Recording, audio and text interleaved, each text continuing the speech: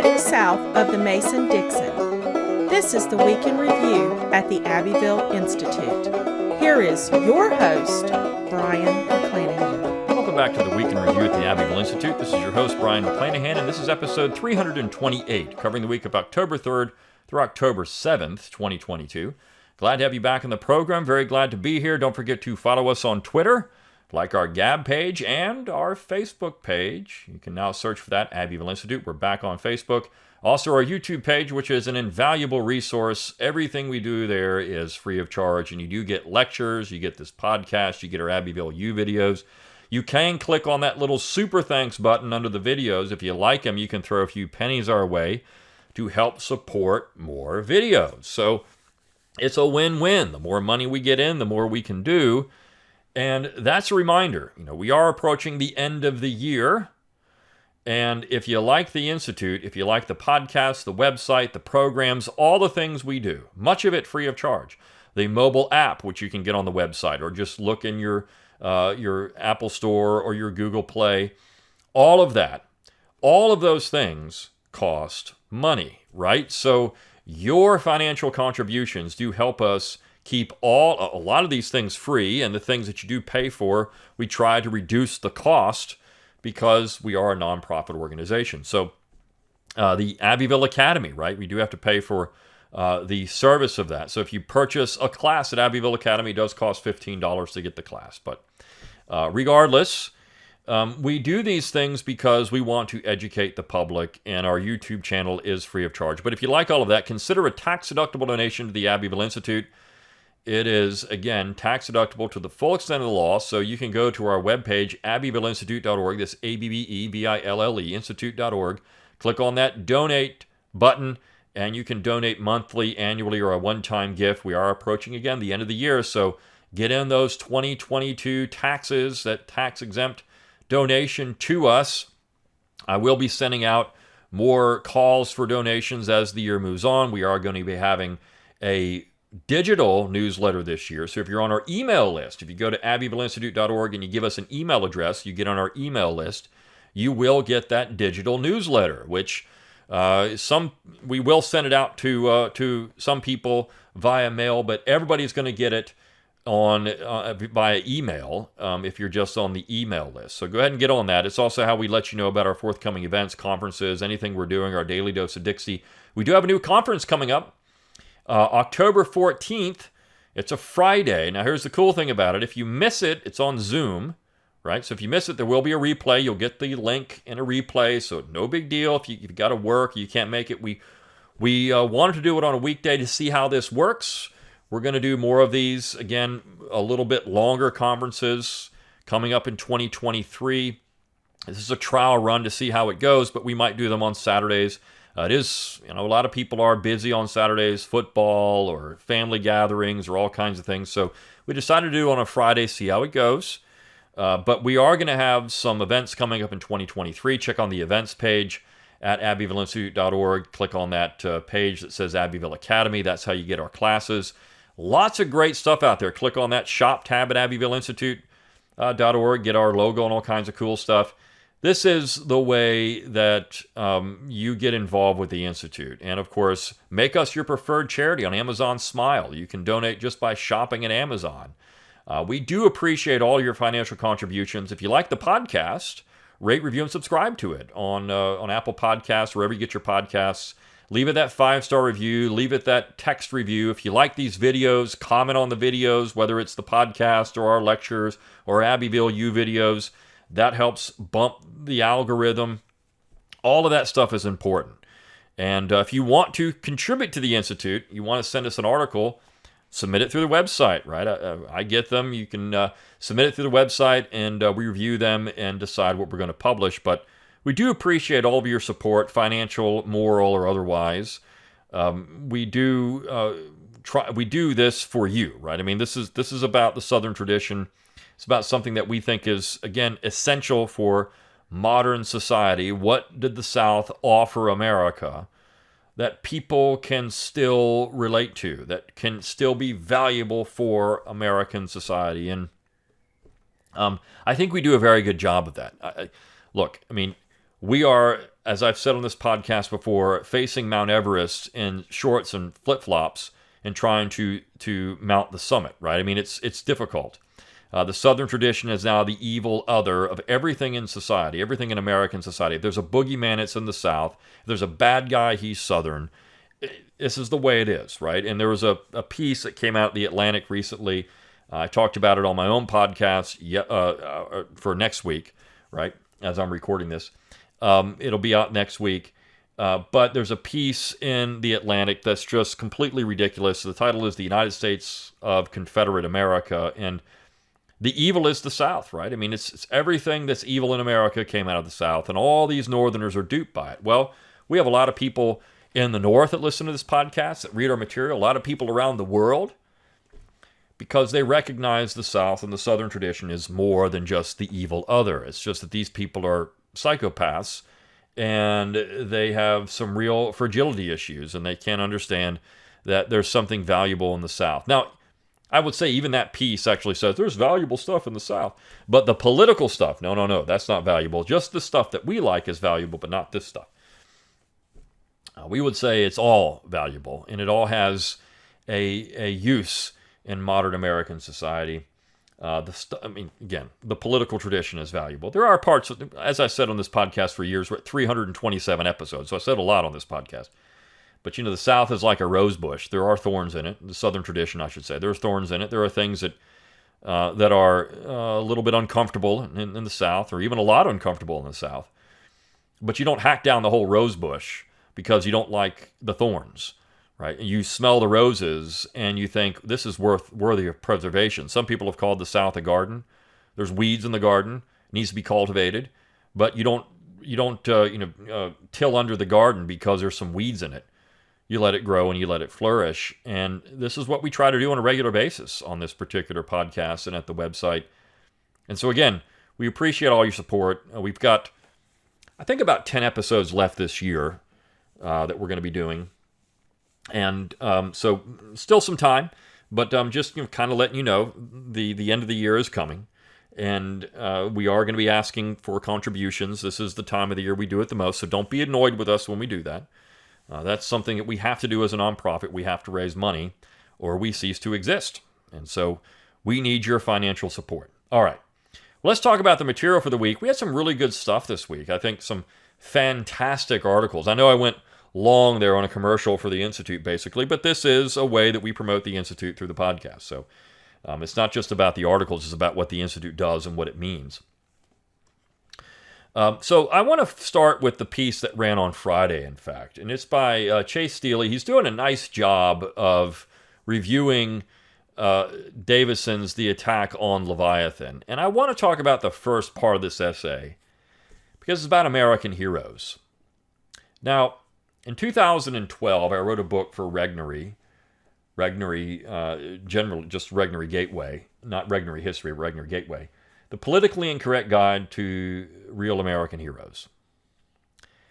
And one thing that I found fascinating in writing that book, and when it was going through the editorial process, the editing process, one of the publishers said, look, if you're going to include Southerners in it, you need to include Northerners. And so a recommendation was made on a couple of people. And as I read through this essay on Davison, that really rang true with me, because essentially what was being said there is that you can't have national heroes unless they're regional heroes. And so, of course, one of the Northern heroes was Chamberlain, who was a great man from Maine. I mean, there was nobody more magnanimous at the end of the war than Joshua Chamberlain, a man who had been blasted through the hip, right? I mean, this was a guy that suffered because of the South, but recognized the valor and heroism of his opponents and demanded that his men stand at attention as Southerners walked by. These were soldiers that deserved respect. And I can guarantee you that Joshua Chamberlain would have been fine with Confederate monuments. If that man who was shot could admire Confederate soldiers and think that Confederate monuments were okay. I mean, we don't have any evidence that he ever said that, but in his actions, He certainly seemed to be someone who would support that in the South, right? If that man can do it, then these little pink-haired dopes that run around saying we need to get rid of Confederate monuments could support them too. Could live in a world with Confederate monuments. They may not support them, but live in a world where they exist. But you see, we don't have that anymore. And regional heroes, as Davidson said, have to be your national heroes because they embody the values of those regions, and then people will think they're important. And then you do create this broader perspective on these people.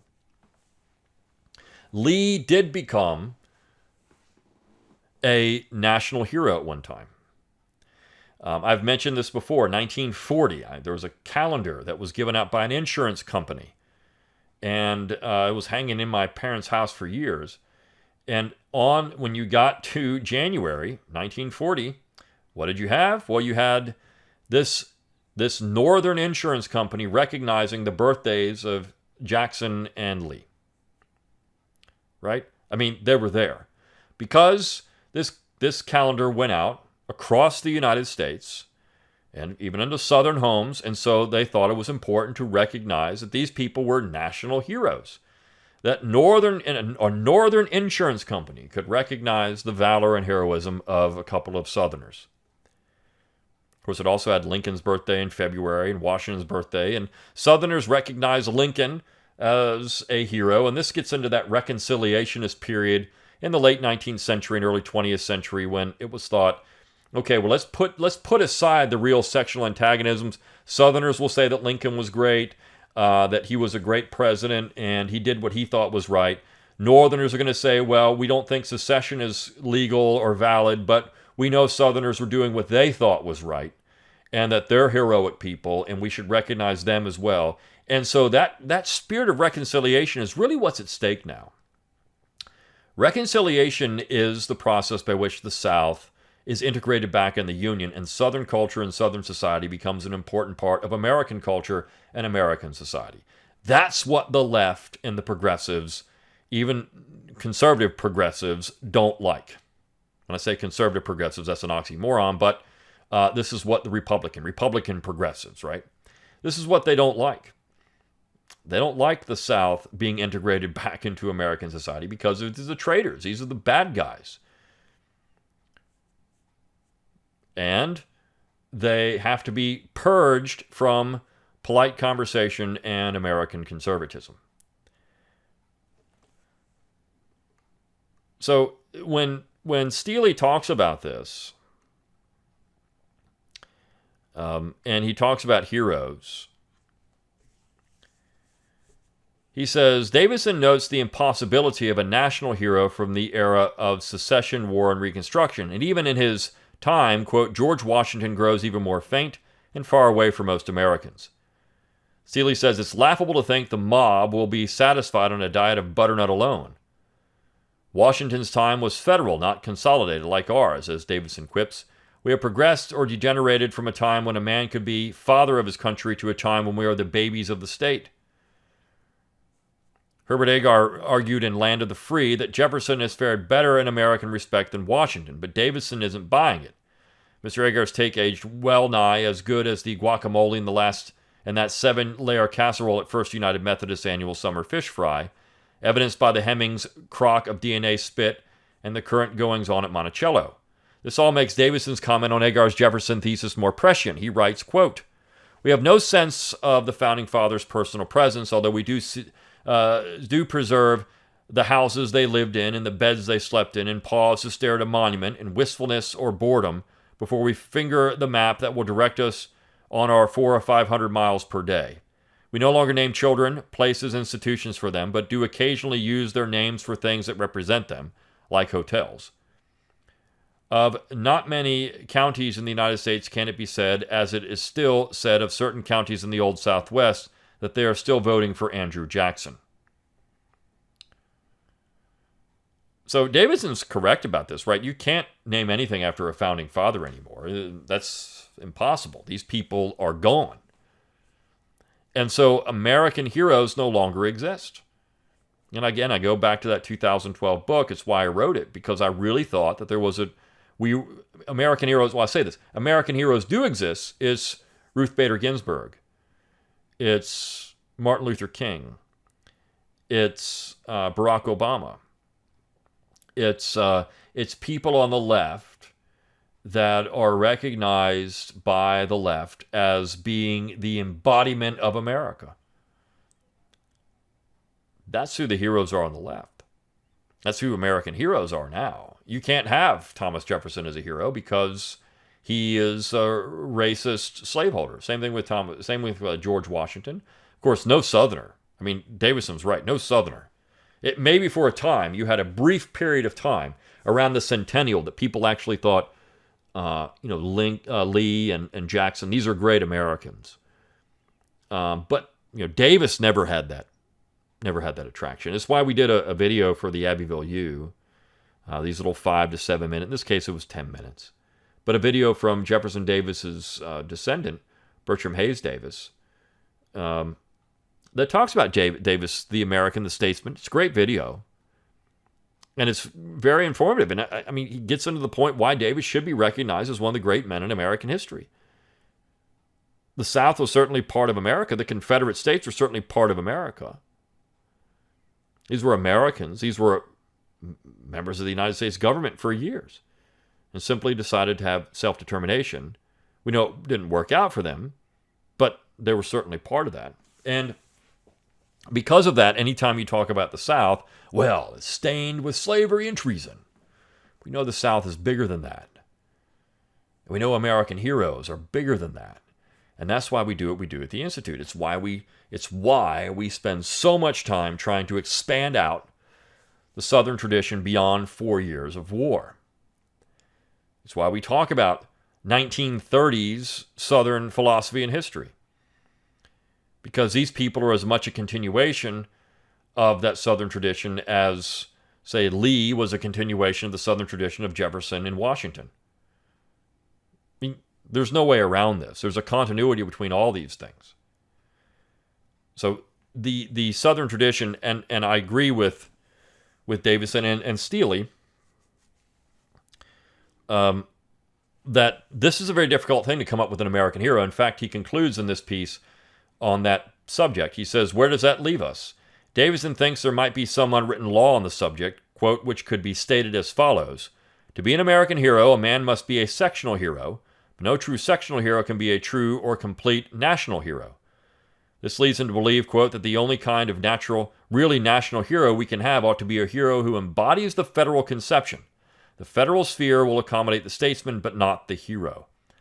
Who embodies the federal conception, meaning real federalism, regionalism.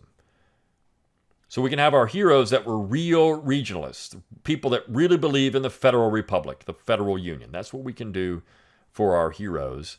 And I really like this because, again, this is what we do on a regular basis at the Institute. So that leads back to the piece on Monday. They kind of bookend together nicely. And this is a talk by Marco Bassani at our 2004 summer school. And, approaching 20 years ago now. But the title is Southern Resistance to the European Concept of Sovereignty. This is something Bassani has talked about on this at various conferences we've had. We had him on for an Abbeville Academy lecture on his book, his most recent book. But the European concept of sovereignty is different than the American concept of sovereignty.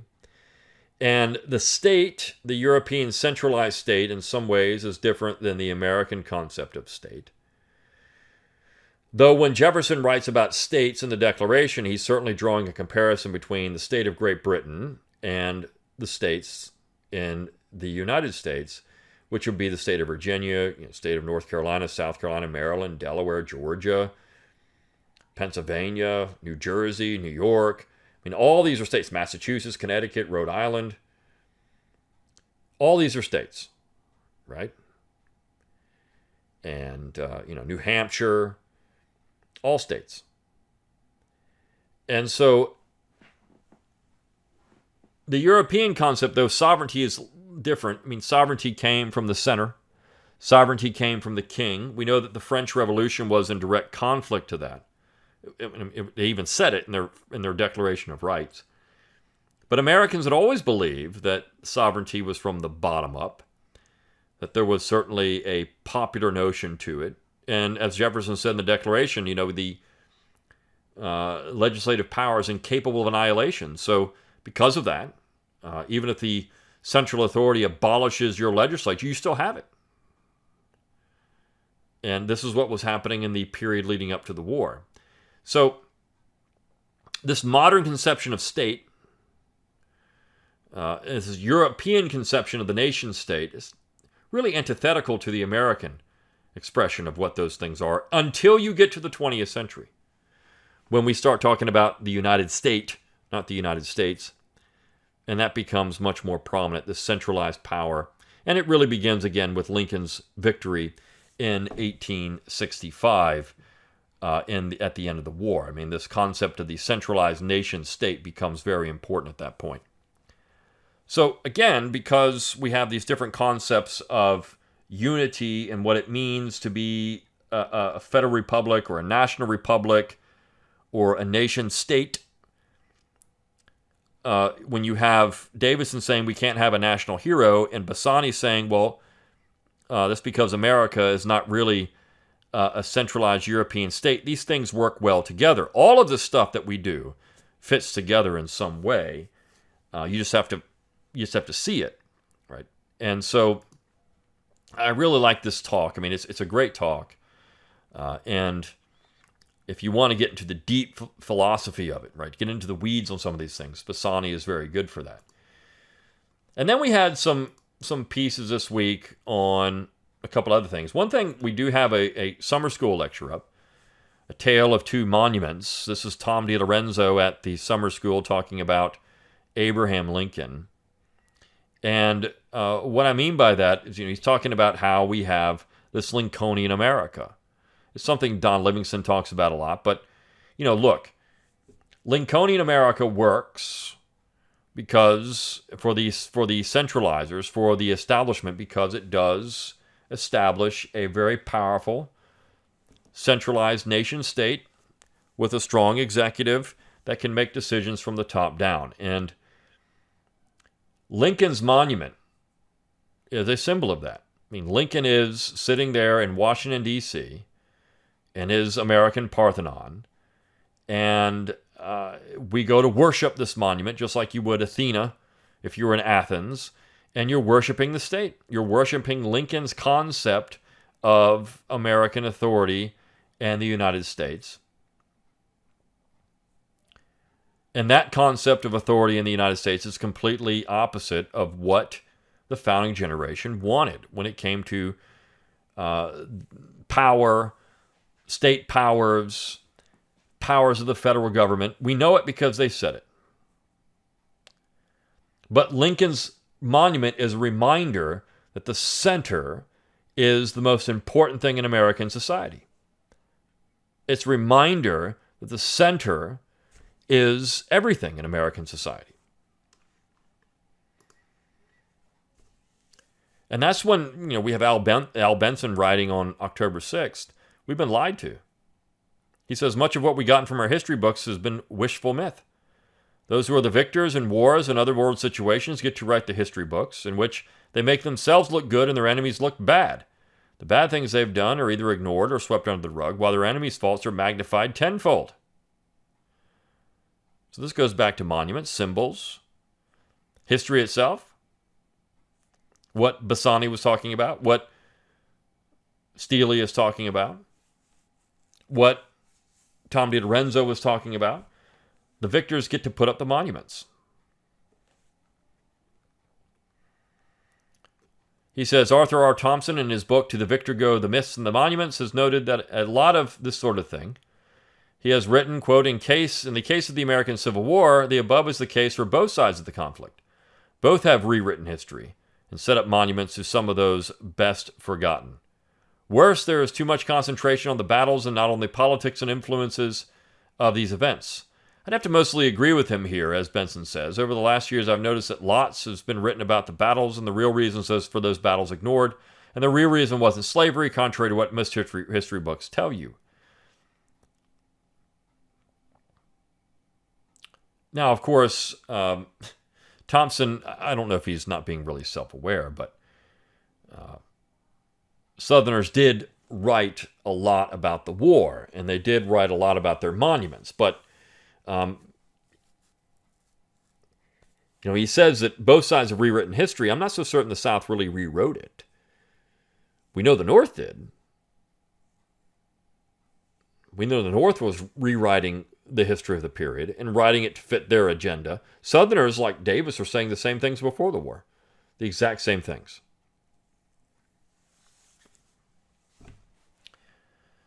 Benson says, as for the South rewriting history, given the Northern proclivity to lie about the reasons for the war, some of that is understandable. But again, I wouldn't say they actually rewrote it. I would just say they published what they had already believed. Mr. Thompson wrote, quote, we will concentrate more on the northern aspects of the U.S. history rather than the southern, simply because it was the northern influence that won out and still dominates our thinking today. Well, that would be a surprise to this dope who wrote this piece on the United States of Confederate America, right? Because he was saying, no, the South has won. Well, I mean, here is Thompson saying, no, it really hasn't won.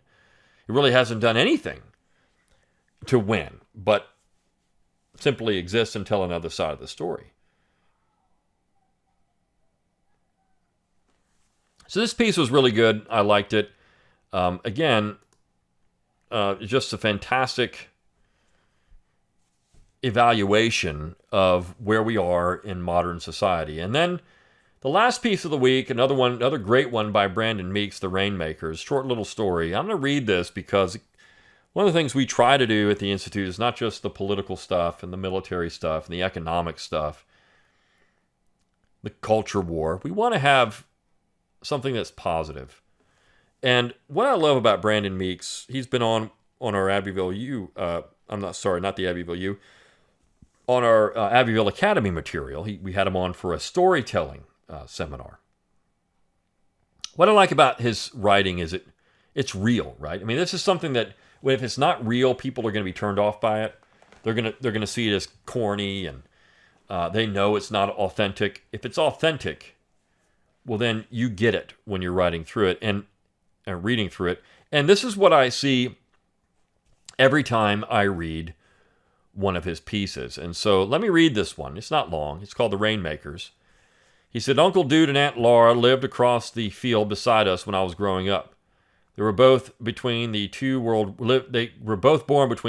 wars and lived through the Depression. Dude was born at the foot of Mount St. Helens. Laura was born in the same room where she died in the Arkansas Delta. They had lots of odd superstitions and remedies, partially because of folklore and partly because folks just want to believe that Providence is the sort of thing that can be nudged into one direction or another.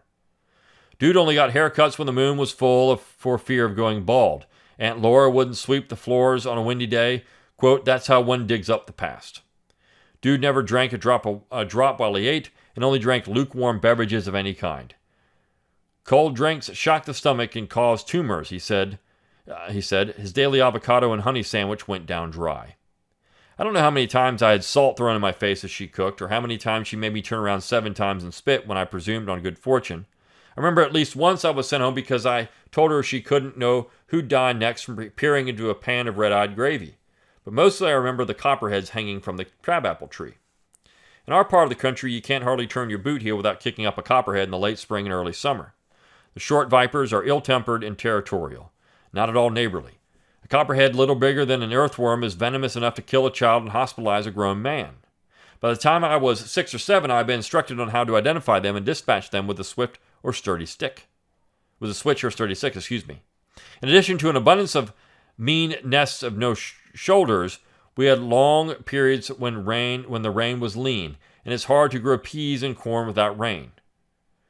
One dry season, I saw Uncle Dude take 5 copperheads he'd killed and hang them in the crabapple tree by their tails. Then here came Aunt Laura throwing salt at the tree, like she was scattering chicken feed. What's that do? I said, knowing every odd goings-on at their house had a purpose.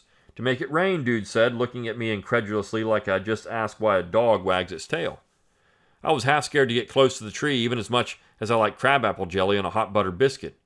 I don't care any more for being struck by a dead snake than I do a live one. That don't make it rain, I said. Aunt Laura stopped pinching salt and stared at me for a minute. I don't think that she was angry, as she was interested in other methods. How do you like it? How do you make it rain? She said. I can't, I replied. Well, hush then. Them snakes won't. It'll rain just to wash off the meanness. I didn't say anything else. I walked back to the house and told my grandparents. I just laughed. Granddaddy then snorted and said, well, I reckon it won't be going fishing tomorrow. And he didn't. It rained for 5 straight days. Just a fantastic little short story that gives you an idea of life in the Appalachian region, life in the rural South. A really fascinating piece of Southern culture. And again, this is something we do on a regular basis at the Institute. So if you do like what we do and you want to give that tax-deductible donation, just go to the website, click on that donate tab, or check your email. They'll be getting more emails from me instructing you how to donate. Do all that stuff because it's so important for us to keep our mission going. We need financial support. All right. I will see you next week. Until next time, good day.